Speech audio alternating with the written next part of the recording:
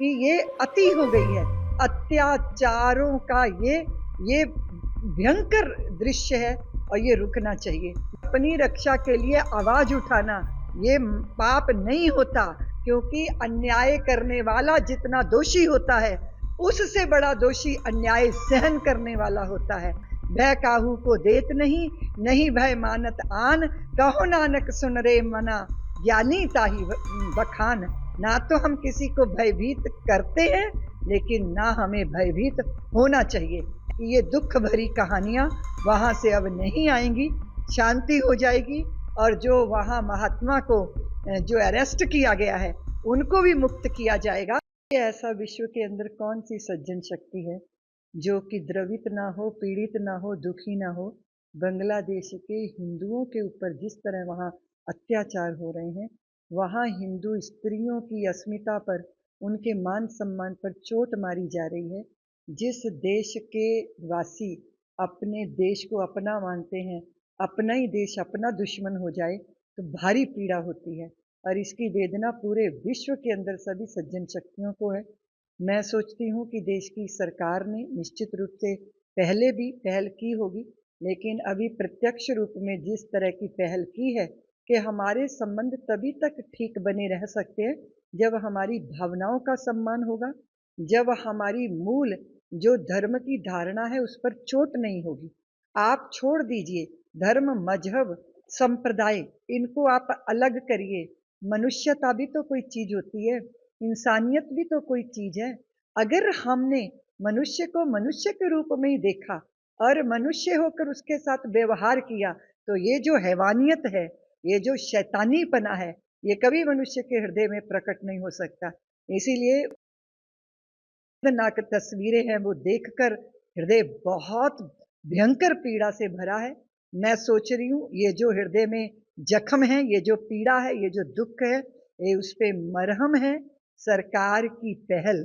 मैं समझती हूँ कि ये बात निश्चित रूप से है कि हिंदू जाति को अपनी समस्त अलग अलग धारणाओं का त्याग करके एक हो जाना चाहिए। ये बात सत्य है, संगठन में शक्ति है। हम सब एक रहें और तभी भविष्य भी सुरक्षित होगा, वर्तमान भी सुरक्षित होगा। और मैं चाहे किसी भी धर्म की सज्जन शक्तियां हैं, उनका आह्वान करती हूँ कि बांग्लादेश के इस हो रहे हिंदू समाज के ऊपर अत्याचारों के विरुद्ध आवाज उठाए।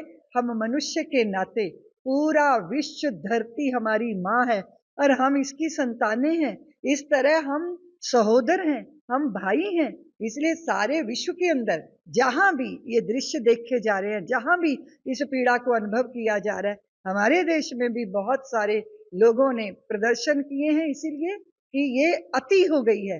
अत्याचारों का ये भयंकर दृश्य है और ये रुकना चाहिए। मैं सरकार को धन्यवाद देती हूँ। निश्चित रूप से बांग्लादेश का अस्तित्व बना, उसके पीछे अगर देखा जाए, उस दृष्टि से देखा जाए, भारत की सौमनस्यता, भारत का भाईचारा, भारत का प्रेम बांग्लादेश पर हमेशा रहा है और मैं आशा करती हूँ वो सदैव बना रहे। ये बात निश्चित है, वो तभी होगा जब वहां के हिंदुओं को, उनके जीवन को, उनकी धारणा को, उनकी संतानों को, उनके युवा और उनकी बच्चों की, उनकी बहनों की इज्जत, मान सम्मान और जीवन, इसकी रक्षा होगी।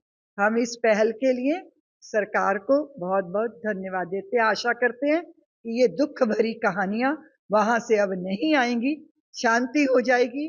और जो वहां महात्मा को जो अरेस्ट किया गया है उनको भी मुक्त किया जाएगा, क्योंकि अपनी रक्षा के लिए आवाज उठाना ये पाप नहीं होता, क्योंकि अन्याय करने वाला जितना दोषी होता है उससे बड़ा दोषी अन्याय सहन करने वाला होता है।